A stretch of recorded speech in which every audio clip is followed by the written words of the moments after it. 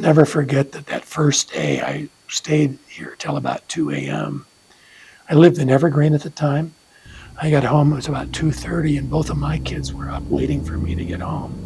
One was in high school, one was in middle school, and they needed to talk. They needed to talk. And it gave me a sense of how kids in any school in the area were going to be impacted by this news. There was a lot of misinformation at first, and the numbers were wrong. And I was just so shocked and stunned, I couldn't stand up. I just kind of collapsed back into a chair. I was so shocked and stunned. It just defied belief that something like that could happen. We immediately organized our staff and recognized the scope of what we were dealing with was beyond anything we'd ever dealt with. Kids from Columbine that day were evacuated either to Leawood Elementary School or to the library. But there was no rhyme or reason. We weren't organized, we weren't prepared, we hadn't done planning. The need was so great, and there was so much fear and terror and grief that we learned on the job how to work with people. And that continued. I was directly involved at least for 3 months afterwards, every day. Fortunately, we were able to get some funding to set up something called Columbine Connections, which was a facility probably within a mile of Columbine High School.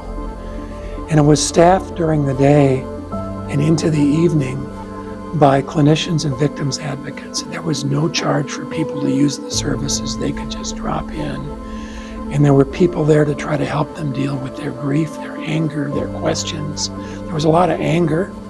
One of the most incredible things was how our community rallied. Everybody wanted to help. We actually had to have a couple of people just managing all the people who wanted to volunteer so that we could organize it and not overwhelm people with services. But reaching out from the community was just incredible. I mean, we saw the worst of human nature at Columbine, but in the aftermath, we saw some of the very best of human nature. The people do want to help. They want to be there in any way they can to help people recover from this. We went through something horrible, unthinkable, 25 years ago, and it's changed our lives forever. Our lives are different now, but we have moved forward. We have pulled together. We're doing things to prevent a recurrence of an event like this. We're allowing ourselves to do planning and protection. We're focused more on protecting our youth, protecting our schools, and we're doing a great job.